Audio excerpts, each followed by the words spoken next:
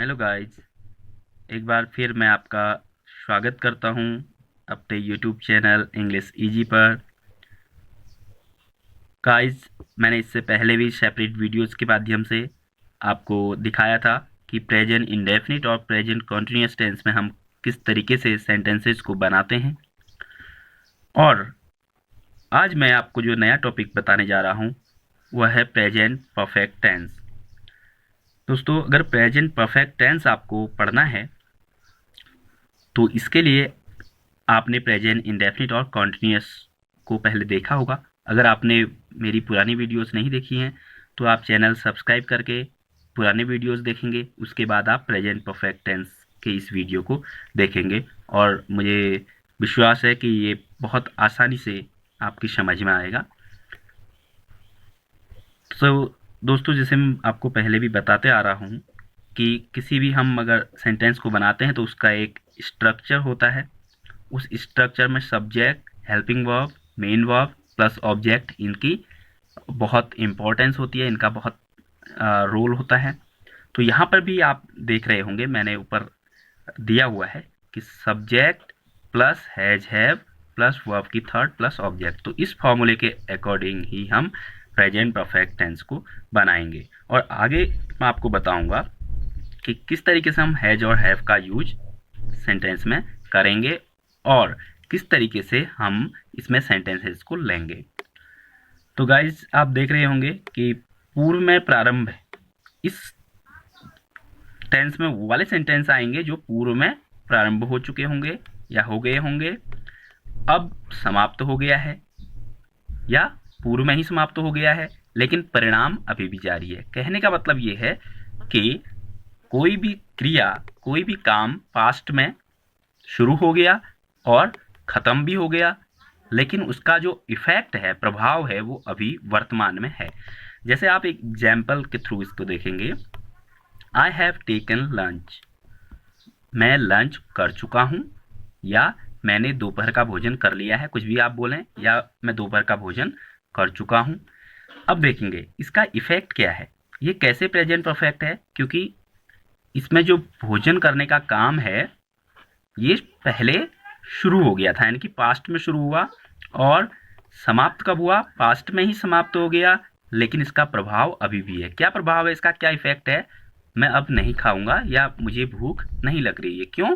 क्योंकि I have taken lunch, इसीलिए ये प्रेजेंट परफेक्ट टेंस है।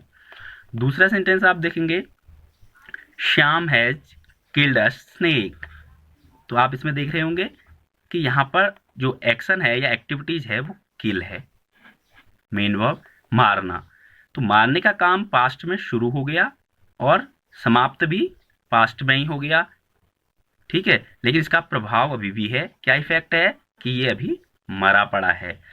तो इसका मतलब ये हुआ कि ऐसे सेंटेंसेस जो पास्ट में शुरू हो गए या पास्ट में ही खत्म हो गए या अब से पहले खत्म हो गए, लेकिन इनका इफेक्ट अभी भी है, ऐसे सेंटेंसेस को हम प्रेजेंट परफेक्ट टेंस में लेते हैं। ठीक है, एक और एग्जांपल हम देखेंगे। इसमें है my brother has gone to school. My brother has gone, कहने का मतलब क्या है, यहाँ पे वर्ब क्या है, गो, जाना। तो जाने का काम पास्ट में शुरू हुआ और पास्ट में ही समाप्त हुआ, लेकिन इसका प्रभाव ये है कि my brother has gone to school, my brother, मेरा भाई स्कूल जा चुका है। तो जा चुका है तो प्रभाव क्या है, अभी वहां पढ़ रहा है, ये इफेक्ट है। तो इसीलिए ये प्रेजेंट परफेक्ट टेंस है। तो फ्रेंड्स, एक चीज और आप इसमें देख रहे होंगे कि मैंने जो आपको सबसे पहले ऊपर फॉर्मूला बताया था, आप एक बार फिर से उस फॉर्मूले को देखेंगे कि सब्जेक्ट प्लस हैज है प्लस वर्ब की थर्ड प्लस ऑब्जेक्ट। अगर आप यहाँ पर देखें, let's take a look, I subject है, हैव हेल्पिंग वर्ब है, हैज या हैव। ये क्यों आया है मैं आगे बताने जा रहा हूँ। हैज या हैव कैसे यूज होता है ये पहले भी आपको बता चुका हूँ। प्लस वर्ब की थर्ड फॉर्म, क्योंकि टेक की थर्ड फॉर्म टेकन होती है, इसीलिए सब्जेक्ट प्लस हैव या हैज जो भी लिया हमने प्लस वर्ब की थर्ड फॉर्म प्लस लंच यहाँ पे ऑब्जेक्ट है। दूसरे सेंटेंस में आप देख रहे हैं Shyam has killed a snake.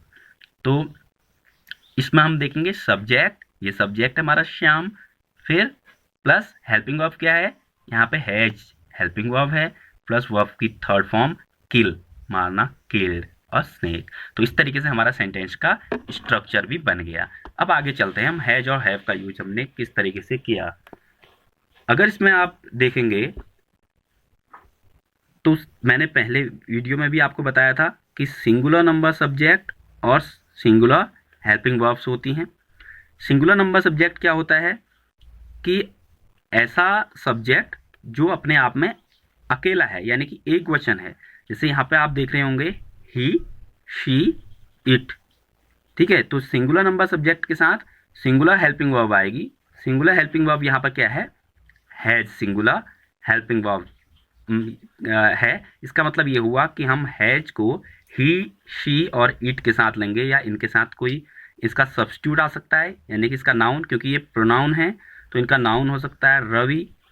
जैसे यहाँ पर हमने शी के लिए रूपाली, तो they are singular number subject, ठीक है। अब अगर हम दूसरे चीज पर देखेंगे तो दूसरा आएगा प्लूरल नंबर सब्जेक्ट और plural helping verb. Plural number subject और प्लूरल हेल्पिंग वर्ब क्या होते हैं। प्लूरल नंबर सब्जेक्ट क्या हुआ, दे, ठीक है, क्योंकि यहाँ पर एक या एक से अधिक है, जो बहुवचन हम जिसको बोलते हैं। रवि एंड किशन दोनों क्या हो गए, दो हो गए, तो इसलिए हम इसको प्लूरल में लेंगे। और एक और ले सकते हैं हम इसके साथ यू। तो इनके साथ हम प्लूरल हेल्पिंग वर्ब लेंगे, जो कि प्रेजेंट परफेक्ट में हैव आएगी। आपने देखा होगा कि प्रेजेंट कॉन्टिन्यूअस में हमने सिंगुलर जब नंबर सब्जेक्ट आया था ही, शी, इट के साथ इज लिया था, और जब हमारे साथ प्लूरल नंबर सब्जेक्ट आया, दे आया, रवि एंड किशन आया, यू आया, तो हमने वहाँ पे आर लिया। लेकिन यहाँ पर हम क्या कर रहे हैं, प्रेजेंट परफेक्ट में हैज़ और हैव का यूज कर रहे हैं। तो इसका मतलब ये हुआ कि हैव हम प्लूरल नंबर सब्जेक्ट के लिए यूज कर रहे हैं, और सिंगुलर नंबर सब्जेक्ट यानी कि एक वचन के लिए हैज यूज कर रहे हैं। अब हमेशा एक एक्सेप्शन रहता है जो आई के रूप में आता है। अगर आई सब्जेक्ट है तो आपने देखा प्रेजेंट कॉन्टिन्यूअस में हमने हेल्पिंग वर्ब क्या लिया, आई के साथ एम लिया था। अगर आपने देखा होगा, अगर नहीं देखा तो फिर से आप देख लें उस वीडियो को। तो यहाँ पे हम हेल्पिंग वर्ब ले रहे हैं हैव, आई के साथ भी हम हैव हेल्पिंग वर्ब लेंगे। अब एक एग्जाम्पल मैं आपको दिखाता हूँ, जिसमें है the players have one the match, यानी कि खिलाड़ी मैच जीत चुके हैं। खिलाड़ी, players, have one the match. तो यहाँ पे क्या है, सब्जेक्ट द प्लेयर्स है, हैव हेल्पिंग वर्ब है, विन की थर्ड फॉर्म वॉन है, एंड द मैच ऑब्जेक्ट है। अब ये कैसे प्रेजेंट परफेक्ट है, क्योंकि खिलाड़ी मैच जीत चुके हैं तो इसका प्रभाव वर्तमान में होना चाहिए। वर्तमान क्या कहता है कि ये अभी सेलिब्रेट कर रहे हैं, तो खिलाड़ी मैच जीत चुके हैं लेकिन अभी सेलिब्रेट कर रहे हैं, इसीलिए ये प्रेजेंट परफेक्ट। अब मैं आपको दिखाऊंगा कि कुछ ऐसे सेंटेंसेस जिनमें हम एडवर्ब का यूज करते हैं। तो गाइज, एडवर्ब क्या होती हैं, एडवर्ब के बारे में हम बाद में एक सेपरेट वीडियो बनाएंगे, लेकिन अभी हम देख सकते हैं कि एडवर्ब ऐसी जो टर्म हैं जो हमारी वर्ब को मॉडिफाई करती हैं, या एडजेक्टिव को मॉडिफाई करती हैं, एडवर्ब को मॉडिफाई करती हैं, उनको हम एडवर्ब बोलते हैं। यहाँ पे हम लेंगे सिर्फ अभी जो हम सेंटेंसेस बनाने हैं जो हमारी वर्ब को मॉडिफाई करती है। यानी कहने का मतलब है कि हमारे जो सेंटेंसेस आएंगे उनमें जो वर्ब होगी उसकी विशेषता बताएंगे।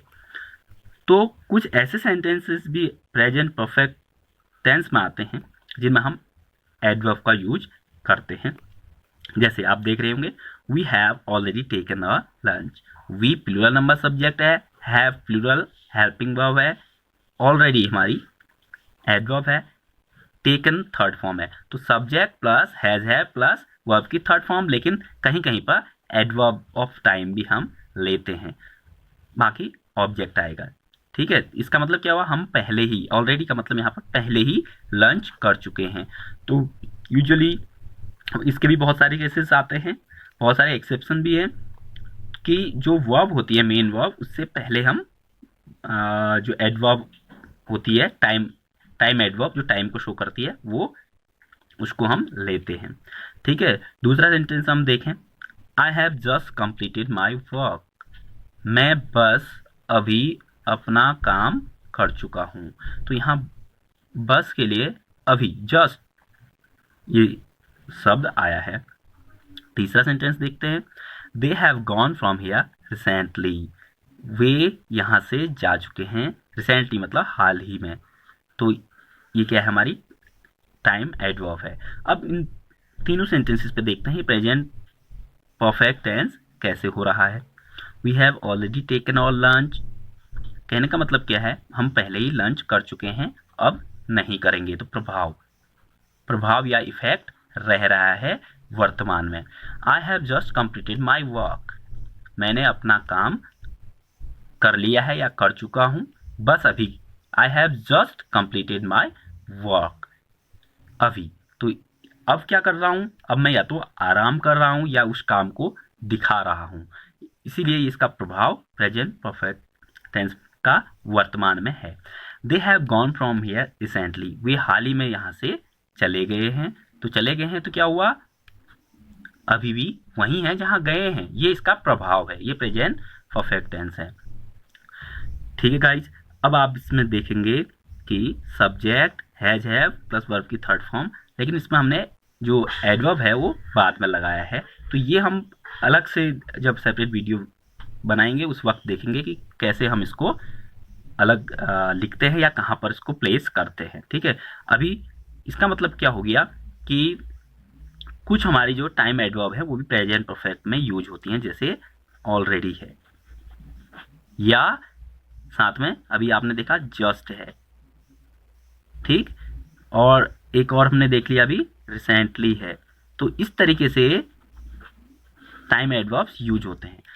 गाइस, आपने प्रेजेंट इंडेफिनिट टेंस में भी देखा होगा टाइम एडवर्ब्स वहाँ पे थे ऑफन, समटाइम्स, ठीक है, नेवर। तो उस तरीके के सेंटेंसेस हमने टाइम एडवर्ब्स प्रेजेंट इंडेफिनिट में किए थे। यहाँ पर टाइम एडवर्ब जो हो रहे हैं यूजुअली वो हो रहे हैं ऑलरेडी, जस्ट और रिसेंटली। हालांकि इसमें नेवर का भी यूज भी हो सकता है या एवर का भी हो सकता है। ठीक है, अब हम देखते हैं, अभी तक तो हमने अफर्मेटिव सेंटेंसेस देखे। आप सभी समझ रहे होंगे कि अफर्मेटिव सेंटेंसेस क्यों थे, क्योंकि सभी स्वीकारात्मक वाक्य थे। इसको भी मैं अपने सेंटेंसेस वाले वीडियो में पहले बता चुका हूँ। अब हम चलते हैं अपने नेगेटिव सेंटेंसेस की तरफ। तो नेगेटिव सेंटेंसेस में क्या होता है दोस्तों, एक बार फिर से पहले आपको दिखा दूं कि इसका फॉर्मूला है सब्जेक्ट प्लस हैज है प्लस वर्ब की थर्ड प्लस ऑब्जेक्ट। अब इसमें आप देखेंगे तो क्या है, ये अफर्मेटिव सेंटेंस का फॉर्मूला है, लेकिन हमें तो बनाना है नेगेटिव। तो नेगेटिव का मतलब क्या होता है, नॉट। ये मैं आपको पहले बता चुका हूँ, नेगेटिव का मतलब है नॉट, और ये नॉट हमेशा हेल्पिंग वर्ब के साथ आता है।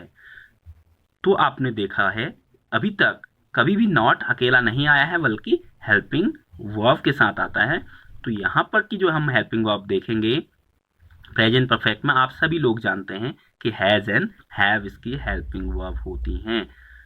तो इसीलिए इसका फॉर्मूला बनता है नेगेटिव का subject plus has have plus not plus verb third plus object. कहने का मतलब क्या है, बहुत आसान है कि हम जब प्रेजेंट परफेक्ट सेंटेंस बनाते हैं तो उसमें हैज हैव के बाद इसको नॉट यूज कर दें। सीधे नॉट यूज कर देंगे तो नेगेटिव सेंटेंस बनेगा। Let's see an example, I have not done my work. देखिए हैज हैव के बाद तुरंत हमने नॉट कर दिया, बाकी सेम रहा।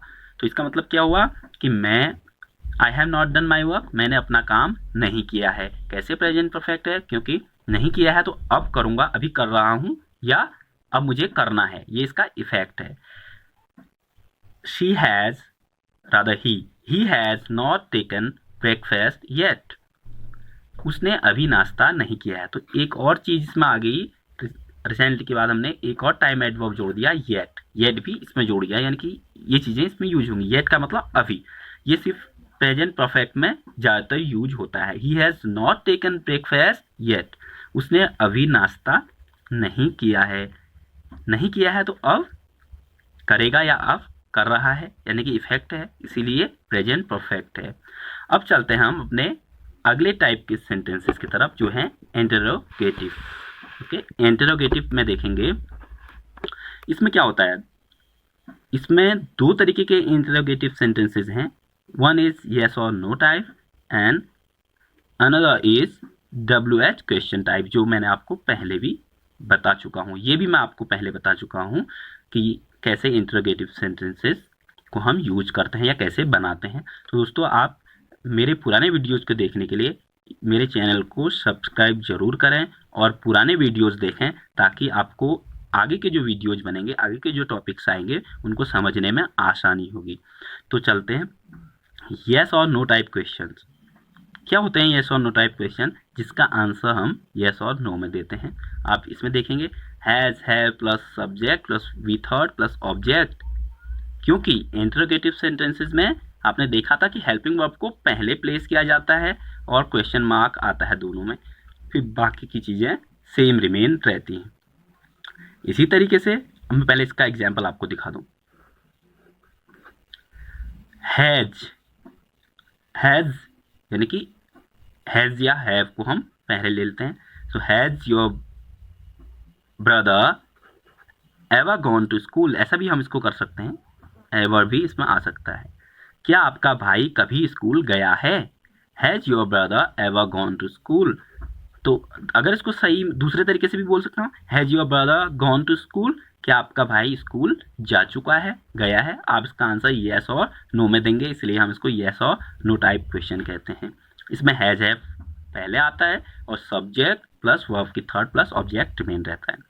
ठीक, दूसरे तरीके के अब देखते हैं दूसरे तरीके के सेंटेंसेस, यानी कि दूसरे तरीके के इंटरोगेटिव सेंटेंसेस जिनमें हम WH वर्ड को पहले लिखते हैं, then has, have, then subject plus verb की थर्ड। अब आप यहाँ पे एग्जाम्पल देख रहे होंगे, why have you gone there, आप वहाँ क्यों गए। तो have you, have is helping verb और पहले क्वेश्चन वर्ड आया, उसके बाद हेल्पिंग वर्ब आया, देन सब्जेक्ट आया, उसके बाद वर्ब की थर्ड फॉर्म एंड ऑब्जेक्ट। तो कहने का मतलब ये है कि जो हमारे इंटरोगेटिव सेंटेंसेस बनेंगे उनमें हम क्या करेंगे कि जो हेल्पिंग वर्ब होती है वो पहले रखते हैं, और प्रेजेंट परफेक्ट टेंस में आप सभी जानते हैं कि जो हेल्पिंग वर्ब है that is has and have. ठीक है, और जब इंटरोगेटिव सेंटेंसेस का WH क्वेश्चन बनता है तो क्वेश्चन वर्ड को हम पहले लिख देते हैं, जैसे क्यों के लिए वाई, कौन से के लिए विच, कहाँ के लिए वेयर, क्या के लिए व्हाट। ठीक है, इसी तरीके से कब के लिए व्हेन। तो ये जो क्वेश्चन वर्ड्स हैं इनको यूज करते हैं। तो दोस्तों, होप करता हूँ कि आपको प्रेजेंट परफेक्ट टेंस बहुत आसानी से समझ में आ गया होगा, और मैं अपने नेक्स्ट वीडियो में आपके लिए प्रेजेंट परफेक्ट कॉन्टिन्यूअस टेंस और the difference between present perfect and past indefinite लेकर के आऊँगा। और अगर आपको मेरा ये वीडियो पसंद आया तो आप मेरे चैनल को लाइक, सब्सक्राइब और शेयर कर देंगे। Thank you.